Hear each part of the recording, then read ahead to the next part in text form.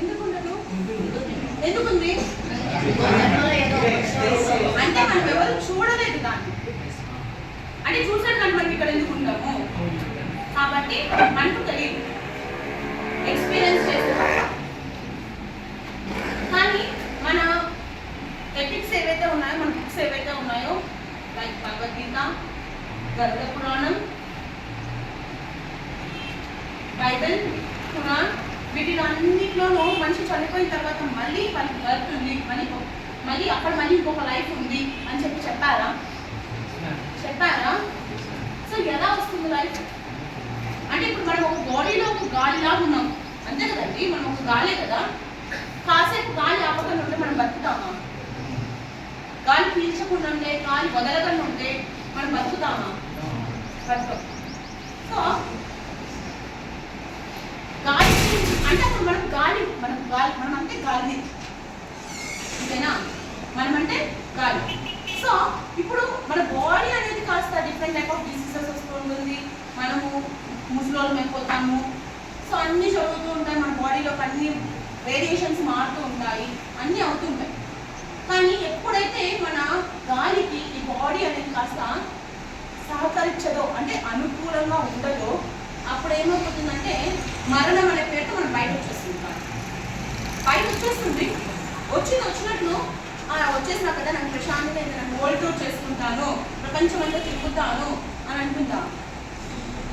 ఏమవుతుంది? ఆ మనిషి ఆ గాలి చేసిన, ఆ బాడీలో ఉన్న రోజులు ఆ గాలి చేసిన పాపానికి పుణ్యానికి రిజల్ట్ తీసుకోవాలి కదా. సో ఆ రిజల్ట్ ఎలా తీసుకుంటుంది అని అంటే, నువ్వు మంచి చేస్తే హ్యాపీగా స్వర్గానికి వెళ్తావు, చెడు చేస్తే నరకానికి వెళ్తావు. చెప్తూ ఉంటారు కదా ఇంట్లో వాళ్ళు వింటూ ఉంటాము, మంచి చేస్తే స్వర్గానికి వెళ్తావు, లేదంటే చెడు చేస్తే నరకానికి వెళ్తుంటావు. సో నరకం అంటే మనం ఆత్మ తీసుకెళ్ళి, మన గాలి తీసుకెళ్ళి అక్కడ పెట్టి దానికి పనిష్మెంట్స్ ఇస్తారా? ఏం చేస్తారు? అక్కడ మనకు ఒక బాడీ ఇస్తాడు దేవుడు. అక్కడ ఒక బాడీ ఇచ్చి, ఆ బాడీలోకి మనల్ని పంపించి, మనం చేసిన తప్పులు ఏవైతే ఉంటాయో ఆ తప్పులకి తగ్గట్టుగా పనిష్మెంట్స్ ఇవ్వడం అనేది స్టార్ట్ చేస్తారు. ఆ పనిష్మెంట్స్ అన్ని కంప్లీట్ అయిన తర్వాత నువ్వు మళ్ళీ గాలి రూపంలోకి ఇంటికి వచ్చి ఇంకొక బాడీలోకి చేరుకున్నావు. ఇది life after the. And madam, ఇది ఎక్స్పీరియన్స్ అయిన వాళ్ళకే తెలుస్తుంది. కానీ మహా బుక్స్లోనే రాసి పెట్టేశారు. మీరు గరుడ పురాణం అని ఎప్పుడైనా విన్నారా పేరు?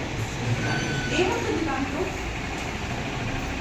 శ్రీ మహావిష్ణువు ఆయన గరుడుడికి ఉపదేశించాడు. మనుషులు ఇన్ని పాపాలు, ఇన్ని కర్మాలు చేస్తే ఆ కర్మాలకి, పాపాలకి తగ్గట్టుగా పనిష్మెంట్స్ ఏముంటాయి, ఆ పనిష్మెంట్స్ దానికి తగ్గట్టుగా తెచ్చుకోవాలి అంటే బతుకున్నప్పుడైతే ఏదో కొన్ని అవుతుంటాయి. లేదు చనిపోయినాక అంటే యాజ్ యూజువల్ ఆత్మని తీసుకెళ్ళి ఇంకొక దాంట్లో పడేసి, ఇంకొక బాడీలో పడేసి అక్కడ పనిష్మెంట్స్ స్టార్ట్ చేయడం. నూనెలో వేయించడము, సూదులతో గుచ్చడము, సూదులున్న ముళ్ళు ఉన్న కొడరాలతో కొట్టడము చూసాంటాం. అపరిచితుడు సినిమాలో చూసారా? అపరిచితుడు మూవీ చూసారా? సో దాంట్లో ఆల్మోస్ట్ కొంచెం మాట్లాడతాడు గరుడ పురాణం 10 శిక్షల గురించి కొన్ని మాట్లాడతాడు. సో ఇలా మనిషి జన్మ అనేది కాస్త చనిపోయిన తర్వాత ఇలా స్టార్ట్. Okay, thank you. మన కాన్సెప్ట్ ఏంటంటే చనిపోయిన తర్వాత నువ్వేం చేస్తావు?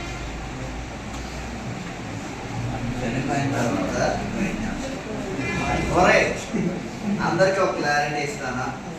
మన వేదాలు పురాణాలు చెప్పిండేది చెప్తున్నా, ఎందుకంటే నేనైతే ఎక్స్పీరియన్స్ చేసింది కదా, ముందుగానే చెప్తున్నా.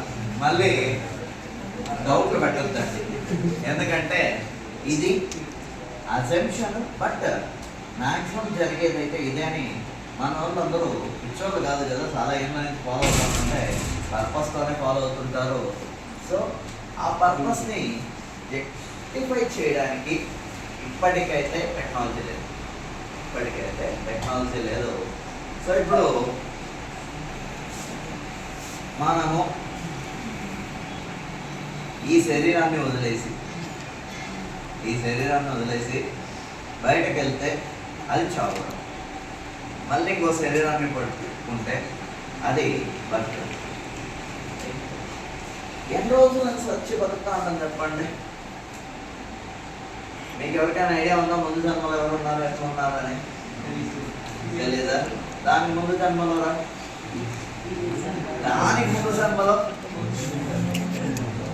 అసలు ముందు జన్మ ఉందా లేదా అన్నది క్వశ్చన్ మార్క్. ఇది అర్థం కావాలంటే ఫస్ట్ మనం ఉండడమే ముందు జన్మ ఉందని దానికి ప్రూఫ్. మనం ఉండడమే ముందు జన్మ ఉందని చెప్పడానికి బెస్ట్ ప్రూఫ్. బేసిక్గా మనకు ఈ పదం ఏంటంటే బతకడము, చావడము, మళ్ళీ తిరిగి ఇంకో జన్మ ఎత్తడం. ఈ కాన్సెప్ట్ అంతా సంసారం అంటాం. ఈ సంసార సైకిల్లో డెత్ అనేది ఒక పార్ట్ అంతే. ఎప్పుడైతే ఈ సంసార సైకిల్ నుంచి బయటకు వెళ్తామో అప్పుడు మోక్షం వస్తుంది. అంటే నువ్వు మళ్ళీ తిరిగి పుట్టకుండా చావకుండా తిరిగి పుట్టకుండా ఉండే స్టేట్ మనము మోక్షం అంటాం. మోక్షంకి ఇమ్మోర్టాలిటీకి తేడా ఉంది నాన్న. నువ్వు సావకుండా ఉంటే ఇమ్మోర్టల్, అసలు నువ్వు పుట్టకుండా ఉంటే మోక్షం. నువ్వు అనేది కంప్లీట్గా మర్చిపోయినప్పుడు. మనకు బేసిక్గా చిన్నప్పటి నుంచి బై బర్త్ నువ్వెవరు, నీ పేరేంటి, నువ్వు ఎక్కడ ఉంటావు, ఎవరు నీ ఫలానా అని నేర్పిస్తూ వస్తాం. నేర్పించి అసలు నువ్వెవరని నిజంగా మర్చిపోయే స్టేజ్కి తీసుకొస్తాము. అలా నిన్ను నువ్వు తెలుసుకోవాలంటే మార్గం అయితే చెప్పినారు, ఎన్నో ఏళ్ళకి ముందే చెప్పినారు. బేసిక్గా పతాంజలి యోగ సూత్రాలు. ఈ పతాంజలి కాదు, ముందు ఆయన ఒక మహర్షి ఉన్నాడు, ఆయన చెప్పింది. ఆయనకి ఎవరు చెప్పినారంటే శివుడు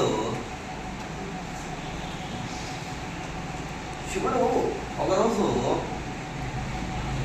పార్వతీమాత శివుడు ఇద్దరు బయటకు పోయినారు అన్నమాట. పోయి విహారయాత్ర చేస్తూ ఉన్నారు.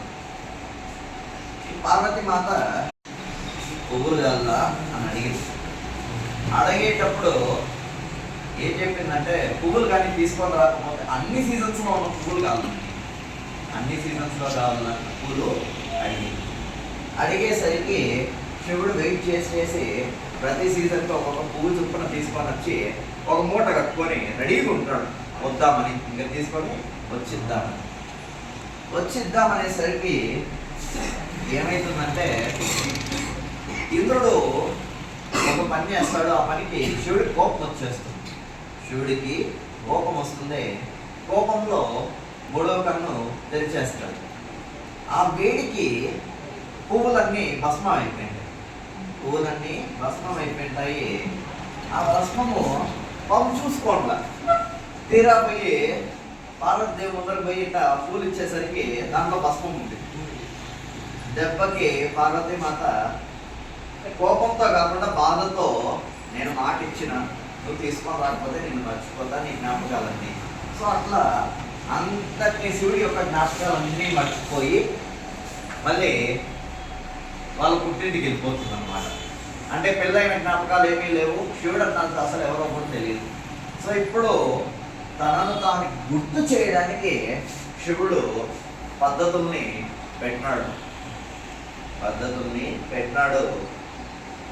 దాని నుంచి ఈ యొక్క నిన్ను నువ్వు తెలుసుకునేది మొదలవుతుంది.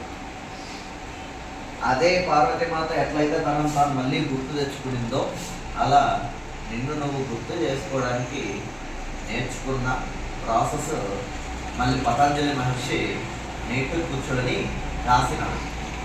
శివుడు చెప్పినాడు, పతంజలి మహర్షి రాసినాడు. దీంతో మీరు కూడా మిమ్మల్ని తెలుసుకోవచ్చు. దీంతో మిమ్మల్ని కూడా మీరు తెలుసుకోవచ్చు. మీరెవరని తెలిసిన తర్వాత జననం మరణం సైకిల్ ఉండదు. ఫస్ట్ ఆఫ్ ఆల్ మనము నియమాలు నియమాలు రెండు, బయట వాళ్ళ దగ్గర నువ్వు ఎట్లా ప్రవర్తించాలి, నీతో నువ్వు ఎట్లా ప్రవర్తించాలి అని చెప్పండి. నీతో నీకు ఎట్లా ప్రవర్తించాలి, బయట వాళ్ళతో ఎట్లా ప్రవర్తించాలి అని రెండు చెప్పారు. ఈ రెండు చెప్పిన తర్వాత మనసు కంట్రోల్కి వస్తుంది. మనసు కొద్దిగా కంట్రోల్, వన్స్ ఆ కంట్రోల్కి వస్తే అప్పుడు మన బాడీని కంట్రోల్లోకి తీసుకొని రాదు. యమలు నియమాలతో మనసు కంట్రోల్లోకి వస్తుంది. మనసు కంట్రోల్లోకి వచ్చిన తర్వాత నెక్స్ట్ బాడీని కంట్రోల్లోకి రావాలి. ఇప్పుడు ఇక్కడ ఆసనాల కాన్సెప్ట్ అనేది వచ్చింది అన్నమాట. నీ బాడీని పూర్తిగా ఉపయోగించేటట్టుగా చేయడానికి ఎన్ని ఆసనాలు కుదిరితే ఒక్కొక్క ఆసనము ప్రకృతి నుంచి తీసుకొని ఒక్కొక్క జంతువు నుంచి, ఒక్కొక్క పక్షి నుంచి, వస్తువు నుంచి, అన్నిటి నుంచి ఒక్కొక్క ఆసనం అనేది వచ్చింది. ఈ ఆసనాల్లో అన్నిటినీ ట్రై చేసిన తర్వాత ఒక కంఫర్టబుల్ పొజిషన్ ఎత్తుకొని శ్వాస మీద ధ్యాస పెట్టమన్నారు. ప్రాణాయామం, శ్వాస మీద ధ్యాస పెడితే ఎప్పుడైతే మనసుని కట్టడి చేస్తామో అప్పుడు ఊపిరి ఆగుతుంది. ఊపిరిని కట్టడి చేస్తే మనసు ఆగుతుంది. ఊపిరిని కట్టడి చేస్తే మనసు ఆగుతుంది. ఇదైతే కుదురుతుంది, ఎందుకంటే చేసినా కాబట్టి తెలుసు. ఇదైతే పాసిబుల్. మనసుని కట్టడి చేస్తే ఊపిరి ఆగుతుంది, ఊపిరిని కట్టడి చేస్తే మనసు ఆగుతుంది. సో ఇలా చేసిన తర్వాత నెక్స్ట్ రెండు మాట వింటాను. విన్న తర్వాత ఇప్పుడు ఏం చేయాలంటే ప్రత్యాహారం. ఐదో కాన్సెప్ట్ శరీరం పైన ఫోకస్ వదిలేయడం. అంటే చిన్నప్పటి నుంచి ఇది నేను అనుకుని బతికడం నేర్చుకున్నప్పుడు నేనెవరో తెలియాలంటే ఫస్ట్ ఇదేదో పోవాలి కదా. సో ఆ పోగొట్టే ప్రాసెస్ని ప్రత్యాహారాగా స్టార్ట్ చేస్తాం. ఫస్ట్ ఫోకస్ అంతటినీ తీసేయడం. శరీరం పైన ఏ సెన్సెస్ పని చేయకుండా, కొన్నిసార్లు సార్లు శవం అనుకుంటా దగ్గరికి పోయి చూస్తే ఊపిరి ఆడకుండా ఉంటుంది. మళ్ళీ 2 నిమిషాలు లేసి కూర్చుంటారు. ఒక 20-30 నిమిషాలు, గంటలు కూడా అలానే ఉంటారు. వాళ్ళు ఉన్న స్టేట్ ప్రత్యాహార స్టేట్. వన్స్ ప్రత్యాహార స్టేట్ అయిపోతేనే మనకు వచ్చేది సాధన మొదలవుతుంది. ఇక్కడ ఏమవుతుందంటే ఫోకస్ ఈ బాడీ పైన పెట్టినాం కాబట్టి ఈ బాడీ ఒకటి అర్థమైంది. మిగిలిన వాటి పైన పెడితే ఏం జరుగుతుందని ఫోకస్ని డైవర్ట్ చేసుకుంటూ వస్తాం. అంటే ఇప్పుడు డస్క్ పైన ఫోకస్ పెట్టడం, శరీరం ఈ డస్క్ అయిపోయింది, తర్వాత బ్యాగ్ పైన ఫోకస్ పెట్టడం, అలా ఫోకస్ పెట్టుకుంటూ తీసుకోవాలి. వన్స్ ఈ స్టేట్ అయిన తర్వాత ధ్యానం, కంప్లీట్గా ఫోకస్ని ఒక పాయింట్లో పెట్టేయడం. పెట్టడం. ఈ పని అయిపోయిన తర్వాత, అంటే నీ శరీరం పైన ధ్యాస లేదు, నువ్వు ఏ పాయింట్ పైన అయితే ఫోకస్ పెట్టినావో ఆ స్టేట్ని ధ్యానం అంటాం. ఫైనల్గా ఈ ధ్యానం నుంచి ఈ శరీరాన్ని ఆల్రెడీ ఒక్కో చోట పెట్టడం అలవాటైపోయింది. సో ఈ శరీరం నుంచి నిన్ను నువ్వు బయట పెట్టాం. అది సమాధి స్టేట్. ఇక్కడికి వెళ్తే రియల్ జర్నీ స్టార్ట్ అవుతుంది. ఇక్కడికి నువ్వు నీ బాడీని వదిలేసి వన్స్ వదిలిన తర్వాత మనం ఎవరైనా సరే మనం చిన్నప్పటి నుంచి చేసిన పనులు ఎన్నో ఉంటాయి. ఆ పనులన్నీ కూడా నువ్వు చేయాల్సిన బాధ్యతలు ఉంటాయి. ఈ బాధ్యతలు సమాధి స్టేట్ కానీ పూర్తయిపోతే అక్కడికి లైఫ్ సైకిల్ సంసారం క్లోజ్ అయిపోతుంది. మళ్ళీ డెత్ ఉండదు, బర్త్ ఉండదు. కానీ అప్పటికి క్లోజ్ కానీ కాకపోతే ఇంకొక జన్మ ఎత్తి ఇక్కడ ఇంకొక జన్మ కాన్సెప్ట్ వస్తుంది. ఇక్కడ ఇంకో జన్మ కాన్సెప్ట్ వచ్చి ముందు నుంచి మంచి పనులన్నీ చేసిన తర్వాత ఆ పనులన్నింటికి తగినట్టుగా రూపాన్ని ఎత్తుకొని భూమిలోకి వస్తావు. మళ్ళీ ఆ పనుల్ని పూర్తి చేస్తే అక్కడికి కర్మ అనేది పూర్తవుతుంది. వన్స్ కర్మ అనేది పూర్తయిపోతే కొత్త కర్మ చెయ్యవు. అప్పుడు మళ్ళీ సాధన మొదలుపెట్టి సమాధి స్టేట్లోకి వెళ్తే అప్పుడు దేవుళ్ళలో ఒక పార్ట్ అయిపోతుంది. From self journey to divine journey అంటారు. ఈ ప్రాసెస్ అంతా చావు తర్వాత ఏం జరుగుతుందంటే బేసిక్గా చిత్రగుప్తుడు విన్నారా పేరు? చిత్తములో గుప్తముగా ఉండి రాయువాడు. చిత్తం అంటే మనసులో కూర్చొని గుప్తంగా ఏమి రాస్తున్నాడో ఆయన తప్ప ఇంకెవరికి తెలియకుండా రాసేవాడు. ఏ చిత్రగుప్తుడు లెక్కలన్నీ వేస్తా అంటాడు అన్నమాట. లెక్కగా యమధర్మరాజు ముద్ర పెడతాడు. యముడు శిక్షించేది ఎందుకంటే కర్మ కాలడానికి. నువ్వు చేసిన తప్పులన్నిటితో మళ్ళీ కానీ బతికినావు అనుకో, ఈసారి నువ్వు బతకాలనుకో. సో అలా ఉండకూడదని ఒక ఎన్ని శిక్షలు అయితే గరుడ పురాణంలో ఉన్న ప్రతి తప్పుకి ఏ శిక్షలు అయితే ఆ శిక్షలన్నీ చేస్తాడు. లేకపోతే మంచి పనులు చేస్తే మళ్ళీ ఆ మంచి పనులకు తగిన బలంగా స్వర్గంలో కొన్ని రోజులు సుఖాలను అనుభవించు మళ్ళీ జన్మం చేస్తుంది. కర్మ ఇటు అటు లేకుండా అన్నిటిపైన రిలీజ్ చేసేస్తే అక్కడికి సంసారం పూర్తయితుంది, మోక్షం వస్తుంది. ఇది నార్మల్గా చావు తర్వాత అందరూ అనుకునే జీవితం జరిగేది ఇలానే. స్వర్గము నరకము బేసిక్గా రెస్టింగ్ పాయింట్స్. ఈ యొక్క జర్నీలో స్వర్గము నరకము రెస్టింగ్ పాయింట్స్. నువ్వు చేసే పని బట్టి స్వర్గంలో రెస్ట్ తీసుకుంటావా, నరకంలో రెస్ట్ తీసుకుంటావా అని డిపెండెన్స్. బర్త్ రీబర్త్ దేవతలు కూడా తప్పదు. దేవతలు కూడా వాళ్ళ కర్మ పూర్తయిపోతే వాళ్ళు కూడా మనిషి జన్మ కానీ ఏదో ఒక జన్మ ఎత్తి ఆ కర్మని సత్కర్మలు చేసి మళ్ళీ వాళ్ళ స్థానంలోకి వాళ్ళు పోయి వర్క్ అనేది చేయాలి. ఇది బేసిక్గా మన జీవితము మరణము యొక్క సైకిల్. ఇది మొత్తం మనకు సినబడి చెప్పిండేదే వింటా ఉంటాయి. దుఃఖం నుంచి ఎటువంటిది లేకుండా ఉండడం మోక్షం. డెత్ ఉంటే బర్త్ ఉంటే ఆటోమేటిక్గా దుఃఖం అనేది ఉంటుంది. డెత్ బర్త్ లేనప్పుడు మాత్రమే దుఃఖం అనేది ఉండదు. ఇది మోక్షం యొక్క బేసిక్ కాన్సెప్ట్. ఓకేనా?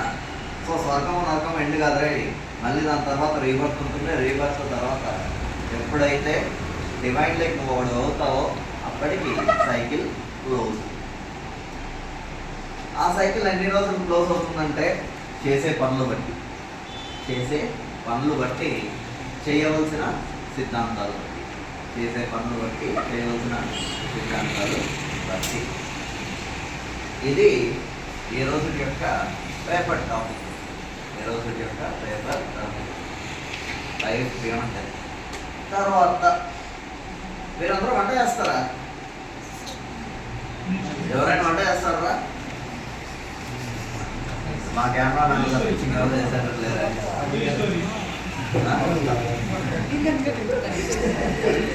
ఏం కాదురా? అరే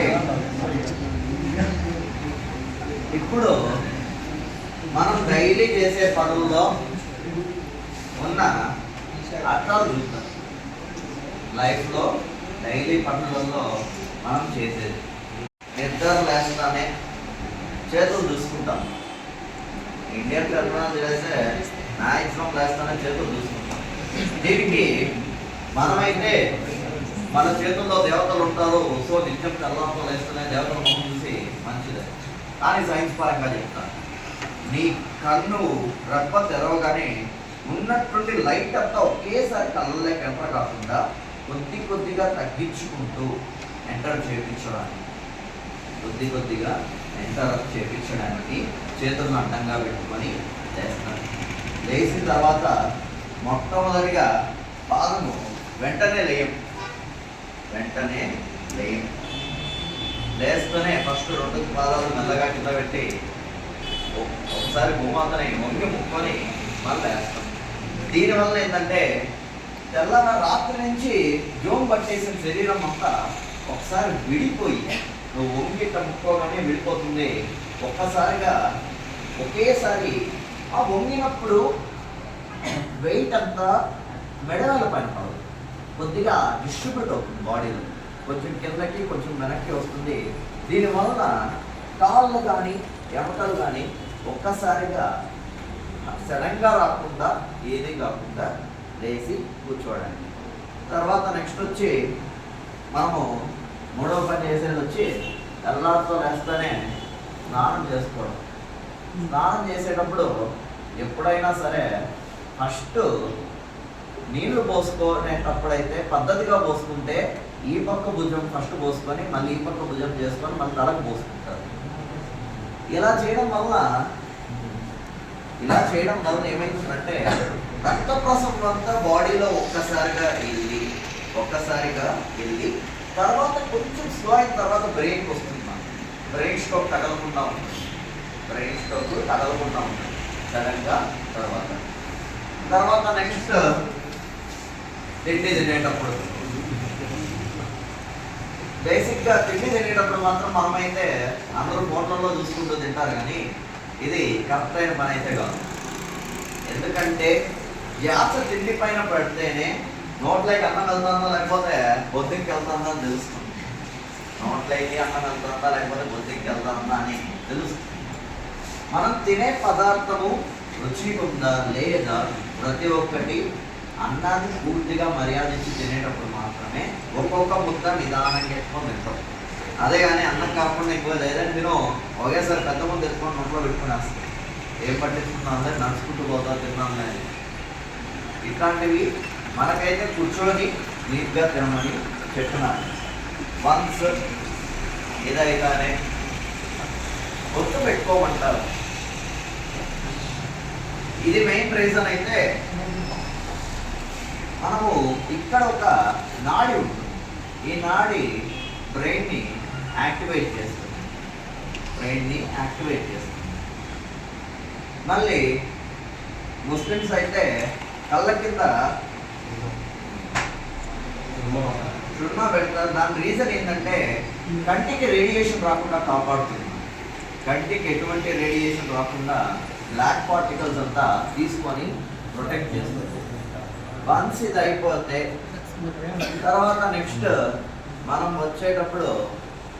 బయటకు వచ్చేటప్పుడు నిదానంగా చూసి ఇటు అటు పక్క ఎవరైనా ఎదురు వస్తున్నారా లేదా చూడమంటారు. మెయిన్ రీజన్ ఎవరైనా ఎదురు వస్తారని కాదు చూడమనేది. రోడ్లోకి పోయేటప్పుడు కొంచెం చూసుకోం పోదా, లేకపోతే ఏ వచ్చి గుద్దుతాయో తెలియదు. సో అలా చూడడానికి ఏదో ఒకటి డైరెక్ట్గా చూడమంటే మనం చూడరు అన్నమాట. ఏదో ఒక రీజన్ చెప్తేనే చూస్తాం. అందుకు ఒక రీజన్ని క్రియేట్. నెక్స్ట్ మామూలుగా అల్సర్ వచ్చినప్పుడు దిష్టి తీస్తారు. ఎవరికైనా దిష్టి తీస్తారు. ఈ దిష్టి తీసే ప్రాసెస్ ఏమవుతుందంటే సాల్ట్లో కానీ మనం ఉపయోగించే మెటీరియల్ అన్నింటిలో ఒక కాంపోనెంట్ ఉంటుంది. ఆ కాంపోనెంట్ ఏం చేస్తుందంటే ఇన్స్టెంట్ రిలీఫ్ వాసనతోనే ఇస్తుంది. అందుకోసము దిష్టి తీస్తానే తగ్గేది. ప్రతి ఒక్క ప్రాసెస్ సైంటిఫిక్గానే ఉంటుంది. తర్వాత చెవులకి కమ్మలు పెట్టేది. చెవులు కమ్మలు సౌండ్ వైబ్రేషన్ని తీసుకొని చెవులు సరిగ్గా పనిచేసేటట్టుగా చూసుకుంటాయి. అండ్ ఆ ధ్వని ఎప్పుడైతే ఆ వైబ్రేషన్ రిటర్న్ వస్తుందో ఆ రిటర్న్లో వచ్చే సౌండ్కి లోపల ఉన్న బ్యాక్టీరియా చనిపోతుంది. చెవు చాలా సెన్సిటివ్ పార్ట్. సో సో లోపల ఉన్న బ్యాక్టీరియా చనిపోవడానికి చెవులకి కమ్మలు పెడతాం. తర్వాత నెక్స్ట్ వచ్చి మనము తర్వాత కాపర్ వెజల్స్లో కానీ వీటిల్లో వాటర్ మెయింటైన్ చేస్తాం. ఎవరి ఇళ్ళైనా దాంట్లోనే మెయింటైన్ చేస్తారో. ఇప్పుడైతే ప్లాస్టిక్ అలవాటు అయిపోయింది కాబట్టి, ఒకప్పుడైతే మెయిన్ రీజన్ ఏంటంటే కాపర్కి ఒక గుణం ఉంది. దాంట్లో ఉన్న ఏ బ్యాక్టీరియానైనా చంపేస్తుంది, ఏ బ్యాక్టీరియా అయినా మెటల్స్ చంపేస్తుంది. సో అందుకోసం కాపర్ని దాంట్లో నిల్వ పెడతాం. అండ్ బాడీకి కావాల్సిన మినరల్స్ని పొందడానికి కాపర్ వెజల్స్లో మెయింటైన్ చేస్తాం.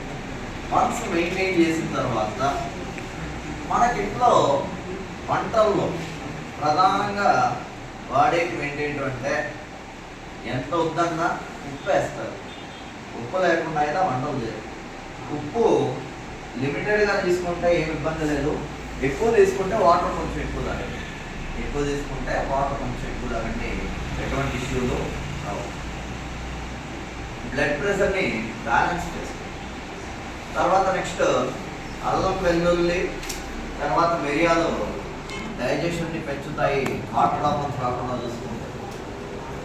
ఇవంతా కూడా మన వాళ్ళు వంటల్లోకి ఎంత గమ్మత్తు పెట్టినారంటే మసాలాలు అని చెప్పి సింపుల్గా చెప్పేస్తాం. మసాలాలు అని చెప్పి సింపుల్గా చెప్తాం. మనం బేసిక్గా తినే ప్రతి ఒక్క మసాలా మెడిసినల్ హర్బే. ప్రతి ఒక్క మసాలా మెడిసినల్ హర్బే, దాని నుంచి వచ్చే ఎఫెక్ట్. తర్వాత నెక్స్ట్ ఇంటి ముందర తులసి చెట్లు పెడతాం. ఎందుకంటే ఆ తులసి చెట్టు ఒక్కటే నైట్లో కూడా ఆక్సిజన్ ఇవ్వగలదు. నైట్లో కూడా ఆక్సిజన్ ఇవ్వగలదు. సో రాత్రిలో ఒకవేళ ఆక్సిజన్ కంటెంట్ కొంచెం తక్కువ అయితే మనిషికి ఎటువంటి ఇబ్బంది రాకుండా ఉండాలని తులసి చెట్టుని ఇంటికి దగ్గరలో పెడతాం. ఇది తర్వాత నెక్స్ట్ వచ్చి మామిడాకులు కానీ లేకపోతే ఇంటి ముందర కల్లాకు జరుగుతారు. ఎందుకంటే గెస్ట్లు వస్తే ఊపిరి పీల్చుకోవడానికి మామిడాకులు, వాళ్ళ గాలు రావడానికి, తర్వాత కింద బ్యాక్టీరియా అంతా చచ్చిపోవడానికి. పేడ పైన తొక్కితే ఆటోమేటిక్గా కాలులో ఉన్న బ్యాక్టీరియా మొత్తం చనిపోతుంది. పేడ పైన తొక్కితే కాలులో ఉన్న బ్యాక్టీరియా అంతా చనిపోతుంది. సో అలా బ్యాక్టీరియాలు అన్నింటినీ దగ్గరికి రానివ్వకుండా చూసుకోవాలి. ఇలా మన లైఫ్లోకి ప్రతి ఒక్కటి ఇంటిగ్రేట్ చేసేసారు. రీజన్ లేకుండా, రీజన్ చెప్పకుండా ఫాలోగా మంచిది, ఫాలోగా మంచిది అని చెప్పారు. సో వీటిని మనము పట్టించుకోవాలి. ఎవరెవరో ఇది చేస్తే ఇది మంచిదని చెప్తే అప్పుడు చేస్తామంటే తప్ప రిగార్డ్లెస్ ఆఫ్ క్వశ్చన్ ఏదో చెప్పింది ఫాలో కానీ. ఎందుకంటే వాళ్ళు కారణం లేకుండా అయితే చెప్పరు, కారణం లేకుండా అయితే చెప్పరు. ఆ కారణం ఏది అని తెలుసుకోవడం కష్టం. ఈరోజు ఐకేఎస్లో థర్డ్ డే మేడం గారు చెప్పినట్టు ఈరోజు లైఫ్ ఆఫ్టర్ డెత్, చనిపోయాక ఎలా ఉంటుంది అనేది చెప్పారు. చనిపోయిన తర్వాత మనకి పాపం ఇవన్నీ వాటి గురించి చెప్పారు. అలాగే సాధించారు, అర్థం కావాలి, చాలా కష్టమైన కూడా పాటించాలి అని చెప్పారు. మళ్ళీ సైంటిఫిక్ రీజన్స్ కూడా చెప్పారు సార్. దేనికి మూఢనమ్మకాలు కాకుండా దానికి ఎక్స్ప్లెయిన్ చేశారు. Thanks for giving this opportunity. My name is Ravi. Today's topic is life after the death. చనిపోయాక మనిషి జీవితం ఎలా ఉంటుంది, మళ్ళీ పుట్టుకుంటుందా ఉంటుందా అనేది ఈరోజు topic. This thought system of IKS means Indian knowledge system. తర్వాత చావు తర్వాత మనిషి తన శరీరాన్ని వదిలేసి ఎలా గాలిలో కలిసిపోతారు. మళ్ళీ చనిపోయాక శ్వాస బ్రతుకుంటుందా ఉండదా రేపటి మామూలుగా మన పెద్దలు చెప్తూ ఉంటారు, చనిపోయాడు మళ్ళీ ఇంకో జన్మలో ఉంటాడు.